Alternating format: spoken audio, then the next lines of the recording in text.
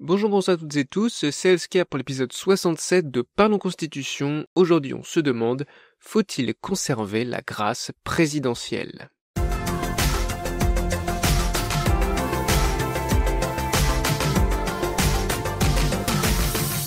Mais qu'est-ce que c'est que la grâce présidentielle ?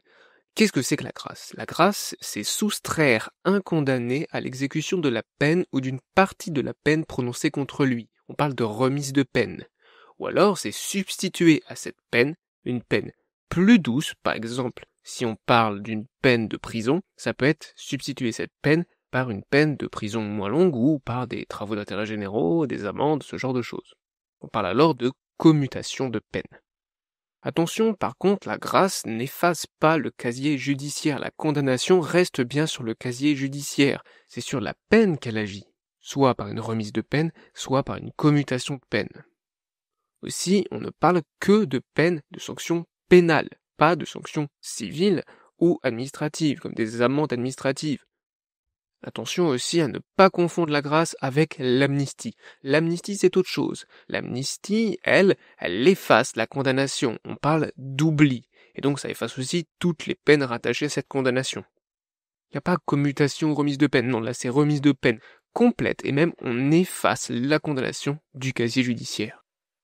L'amnistie aussi, elle est collective, contrairement à la grâce qui est individuelle. La grâce, c'est soustraire un condamné. La grâce, ça ne porte que sur une personne à la fois. L'amnistie, elle, est forcément collective. Elle ne porte pas sur un individu, elle porte sur un ensemble d'individus qui sont dans les mêmes situations, à un instant donné. Et à quel instant ? Au moment où une loi est décidée par le Parlement. En effet, l'amnistie est décidée par le Parlement. Contrairement à la grâce qui, elle, est décidée par qui ? Eh bien, on va le voir tout de suite, l'article 17 de la Constitution de la Ve République nous le dit, c'est le président de la République qui a le droit de grâce à titre individuel. C'est bien marqué à titre individuel. Pourquoi ? Parce que la révision constitutionnelle de 2008 a interdit les grâces collectives en ajoutant ceci à titre individuel. Avant, c'était juste marqué, le président de la République a le droit de faire grâce. Mais il y avait une pratique de grâce collective où on graciait plusieurs personnes en même temps. Depuis 2008, c'est interdit. Aussi, il est important de dire que c'est contresigné par le Premier ministre et par le ministre de la Justice. Pourquoi ? Parce que c'est exclu de l'article 19. On est en fait dans le cadre de ce qu'on appelle les pouvoirs partagés du président de la République. C'est-à-dire qu'il prend la décision, mais il doit y avoir des contreseins. C'est ce qu'on appelle des contreseins. Quand on dit contresigner, ce sont des contreseins, des signatures apposées à côté de celles du président de la République, donc ici par le Premier ministre et par le ministre concerné, c'est-à-dire le ministre de la Justice. Maintenant, voyons la procédure, en gros, qui n'est que après la condamnation définitive. Je dis en gros parce qu'on va pas entendre les détails, bien sûr, mais on va quand même voir l'ensemble de la procédure. On part d'abord d'une demande, donc que après une condamnation définitive, c'est seulement quand il n'y a plus de recours possible que la demande de grâce est, elle, possible. La demande se fait soit par le condamné, soit par son avocat, un proche, ami, famille, ça peut être aussi par un élu, ou même par le procureur de la République. La demande est ensuite transmise et le recours est instruit par la direction des affaires criminelles et des grâces du ministère de la Justice. Voilà, ce service va rassembler toutes les informations nécessaires, toutes les données, tous les pour, les contre, la grâce, etc., pour que le président de la République puisse donner son accord ou non, c'est lui qui décide, s'il souhaite donner la grâce ou pas à cette personne. Et, important, la justification de cette décision est facultative. C'est pour que sa décision soit souveraine et aussi pour un gain de temps important. S'il devait justifier chaque refus, ce serait quand même problématique. C'est pas un pouvoir essentiel, même s'il a évidemment des effets très importants. Mais il n'est pas essentiel à l'ordre politique. Donc s'il devait justifier le refus de centaines de grâces par an à chaque fois, ce serait un peu long. Bon, il y a aussi l'idée que le droit de grâce, c'est un droit qui lui est propre au président de la République, et qu'il l'exerce selon son bon vouloir. Il n'a pas à se justifier.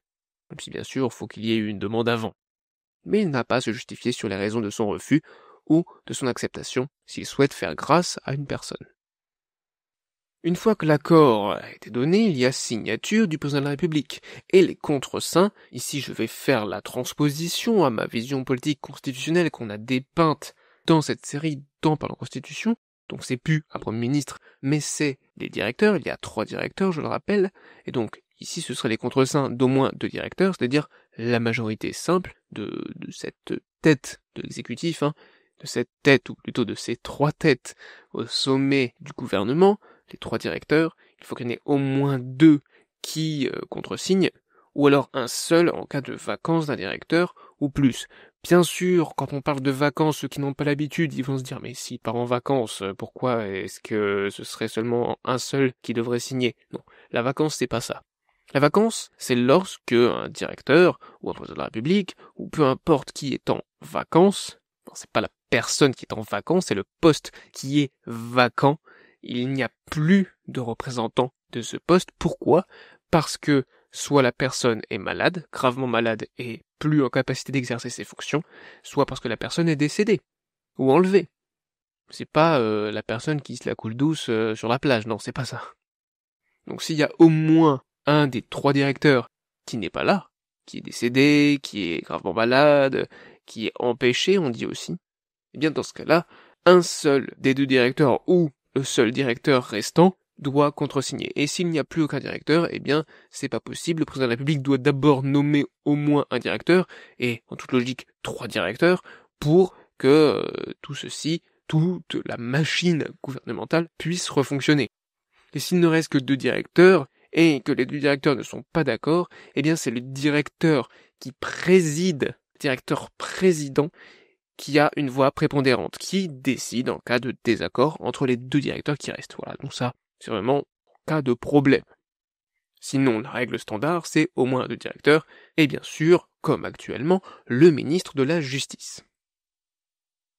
Bien, donc c'est signé, c'est contresigné, il va pouvoir y avoir non, pas une publication, une effectivité immédiate du décret de grâce. C'est-à-dire que, immédiatement après la signature et les contre-signatures, il y a notification de la personne qui a fait la demande, soit le condamné, soit la personne qui a fait la demande, son avocat, un proche, etc. Et si la personne est en prison, elle doit être libérée sur le champ. Si c'est une remise de peine. Si c'est une commutation de peine avec juste une peine moins lourde, mais toujours une peine de prison, dans ce cas-là, la personne reste en prison, bien sûr, vous comprenez. Mais si c'est une remise de peine avec la fin de la peine de prison, alors la personne doit être libérée sur le champ. Pourquoi on parle d'effectivité et pas de publication? C'est pas une publication, il n'y a pas de publication au journal officiel de la République française, car c'est un acte individuel. Ce n'est pas un acte réglementaire. Il porte sur une situation individuelle et pas sur une règle générale et impersonnelle. Aussi, c'est pour une discrétion qui pourrait être souhaitée, pour protéger la vie privée de la personne qui est graciée. La présidence décide d'informer ou non le public par un communiqué, elle n'est pas obligée de le faire. Bon, donc tout ça, c'est la grâce. C'est le droit de grâce qui appartient au président de la République, même si c'est un pouvoir partagé avec le gouvernement, en particulier avec les directeurs et le ministre de la Justice qui vont devoir contresigner sa décision, pour la rendre ensuite pleinement effective. Mais alors, en quoi c'est problématique? Car oui, certains voient des problèmes au droit de grâce. Certains veulent supprimer le droit de grâce. Est-ce que c'est mon cas? Est-ce que c'est pas mon cas? On va le voir juste après. Mais en quoi c'est problématique? Eh bien, c'est problématique car c'est une atteinte à la séparation des pouvoirs entre l'exécutif et le judiciaire, puisqu'avec le droit de grâce, c'est le pouvoir exécutif, c'est le président de la République qui intervient en matière judiciaire en revenant sur une décision de justice pénale. Aussi, il est important de noter qu'il n'y a pas d'équilibrage avec un contre-pouvoir du judiciaire sur l'exécutif. Il pourrait y en avoir un, bon, ça n'aurait pas trop de sens, je vois difficilement qu'est-ce qu'il pourrait y avoir. Peut-être un rejugement par la Cour de cassation qui viendrait annuler la grâce, enfin bref, un truc un peu compliqué qui n'a pas beaucoup de sens à mon avis. Mais pourquoi est-ce que c'est ça qui pose aussi problème en matière de séparation des pouvoirs, et surtout d'équilibre des pouvoirs? C'est car ce type d'équilibrage existe.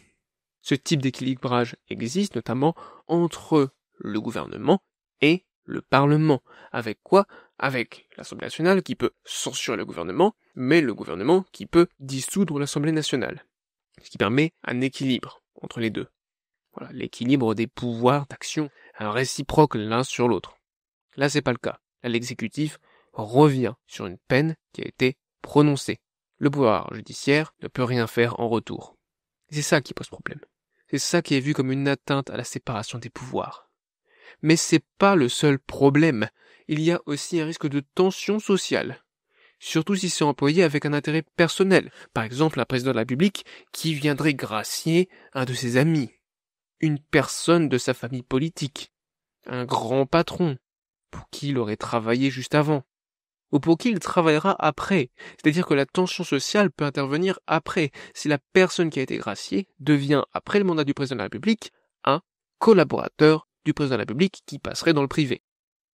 Voilà, donc selon comment c'est utilisé, ça peut créer de la tension sociale au lieu de la résoudre si c'était le but recherché. Il y a aussi autre chose de problématique, c'est le non-respect de sa nature, le non-respect de la nature de la grâce. En effet, il a existé des grâces amnistiantes, donc décidées d'abord par le Parlement. C'est-à-dire que le Parlement a déjà fait des lois d'amnistie qui autorisent le président de la République, pas vraiment à gracier, mais à amnistier conformément à la loi qui lui autorise. Vous voyez l'idée ? On n'est plus sur de la remise de peine, on est sur de l'amnistie décidée par le président, mais sous contrôle du Parlement qui, en fait, juste avant, avait décidé que le président de la République pourrait le faire par une loi d'amnistie.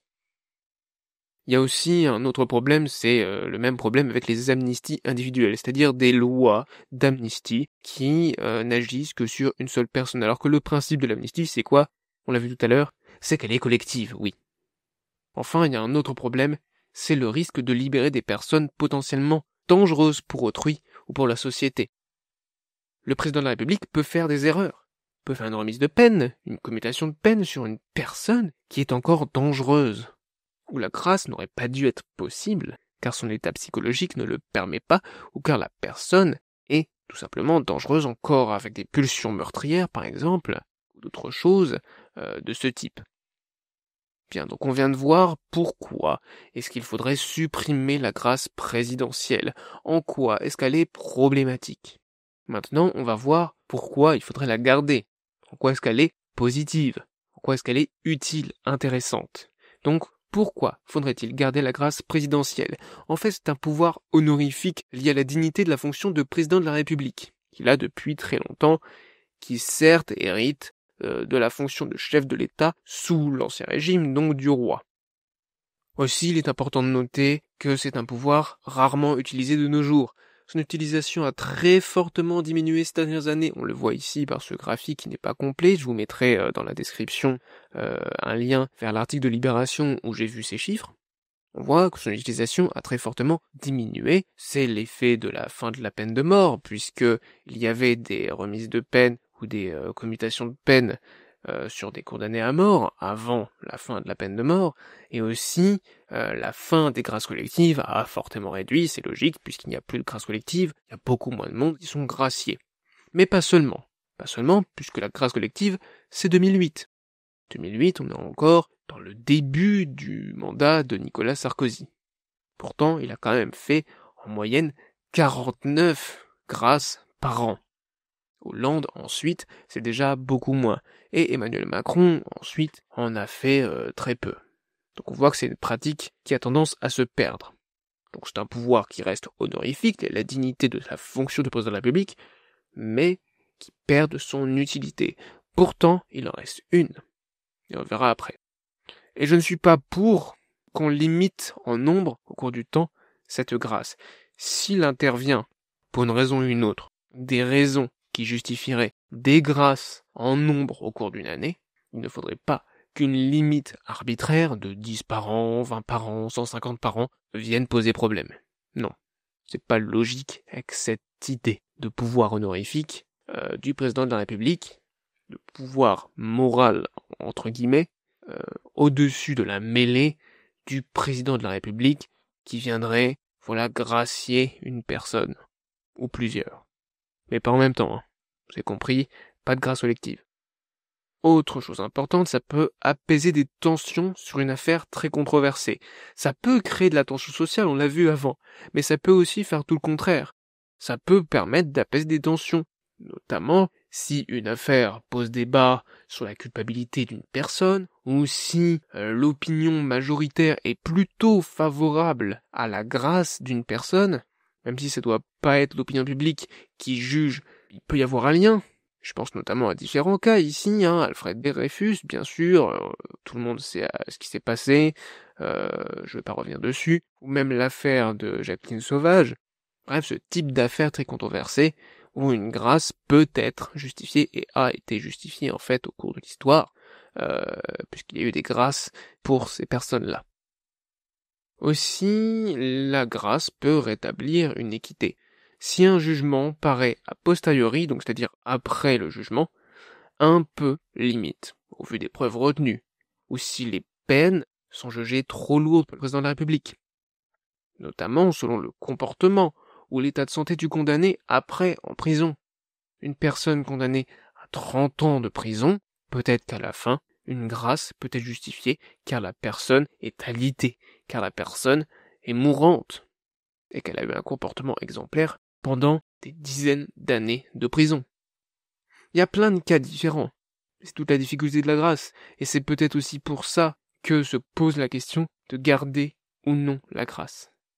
Moi, je penche plutôt sur l'idée de garder la grâce. Je trouve que ses avantages sont supérieurs à ses inconvénients. Il faut l'utiliser le moins possible. Mais s'il y a de bonnes raisons liées au comportement ou à l'état de santé d'un condamné, ou des preuves retenues insuffisantes, vraiment insuffisantes, ou des peines trop lourdes, comme c'était avant le cas pour la condamnation à mort, ou si ça permet d'apaiser des tensions de façon plutôt certaine, presque certaine, on peut jamais être certain, mais sur des affaires très controversées, je suis plutôt pour aussi. C'est pourquoi, pour moi, il faudrait garder le droit de grâce, mais avec le respect strict du contre-saint et des différences entre la grâce et l'amnistie. Donc si je dois résumer, qu'est-ce que c'est que la grâce? La grâce est soustraire un condamné à l'exécution de la peine ou d'une partie de la peine prononcée contre lui. On parle de remise de peine, ou c'est substituer à cette peine une peine plus douce. On parle de commutation de peine. Et attention, ce n'est pas l'oubli, ce n'est pas le retrait de la condamnation du casier judiciaire. Ça, c'est l'amnistie, c'est pas la même chose. Alors, la grâce ne concerne que les sanctions pénales, donc pas les sanctions civiles ou administratives. L'amnistie, qui est différente, efface la condamnation, on parle d'oubli. Elle est par contre, elle, collective, elle n'est pas individuelle, et elle est décidée non pas par le président de la République, mais par le Parlement, par une loi d'amnistie. Donc, comme je viens de le dire, c'est un pouvoir du président de la République, mais avec les contre-seins d'au moins 2 directeurs, un seul en cas de vacance d'un directeur ou plus, le directeur président ayant voix prépondérante, et contre-seins aussi du ministre de la Justice. Il faut noter que c'est un pouvoir honorifique, lié à la dignité de la fonction du président de la République, qui est pour moi à garder. Mais avec le respect strict des contre-seins et des différences entre grâce et amnistie. Pourquoi aussi? Car il peut notamment apaiser des tensions sur une affaire très controversée, je pense à l'affaire Dreyfus ou à l'affaire Jacqueline Sauvage. Bien, donc on a vu ma réponse à cette question, faut-il conserver la grâce présidentielle? Oui, mais en respectant strictement les contre-seins et les différences entre grâce et amnistie. Alors, l'alternance politique suppose une contingence injuste dans l'exercice du droit de grâce. Qu'est-ce que j'entends par là? L'alternance politique, c'est le fait qu'on change de bord politique. La gauche gouverne, puis ensuite, 5 ans plus tard, c'est la droite qui gagne, donc on a une alternance politique entre gauche, droite, centre, etc. Entre les différents partis, les différentes positions politiques. Et ça suppose des valeurs morales différentes, ça suppose des présidents différents. Donc une contingence injuste, c'est-à-dire que les personnes qui vont demander la grâce, selon quel président est au pouvoir, ne vont pas avoir les mêmes réponses. Un président de gauche sera peut-être plus enclin à porter une grâce, ou pas, peut-être que ce sera plutôt un président de droite. Et de quelle droite, de quel bord politique exactement? Bref, le traitement de la demande de grâce n'est pas juste en fonction de l'alternance politique. C'est peut-être pas plus mal, c'est peut-être ce qu'il faut, c'est peut-être normal. Ou pas, peut-être que c'est pas désirable. En tout cas, c'est un argument soit contre le droit de grâce, soit contre la tendance politique, non? Une question qui se pose, si la tendance politique crée des va-et-vient entre différentes positions morales ou politiques qui ne permettent pas d'établir des suppositions, des prévisions pour l'avenir, de savoir de quoi l'avenir sera fait, de pouvoir au moins essayer de le prévoir, parce qu'on ne sait pas, puisque ça change tout le temps, c'est cette alternance politique. Pourquoi alors faudrait-il la désirer? Pourquoi désirer l'alternance politique? Vous l'avez compris, c'était une transition un peu maladroite. J'ai essayé de faire un lien entre les deux, entre le droit de grâce et l'alternance politique, en posant une question intéressante, peut-être, pouvez-vous la poser en commentaire, en discuter, n'hésitez pas à liker aussi, et la prochaine fois, on parlera de l'alternance politique. C'était Elsker, merci encore, et à bientôt.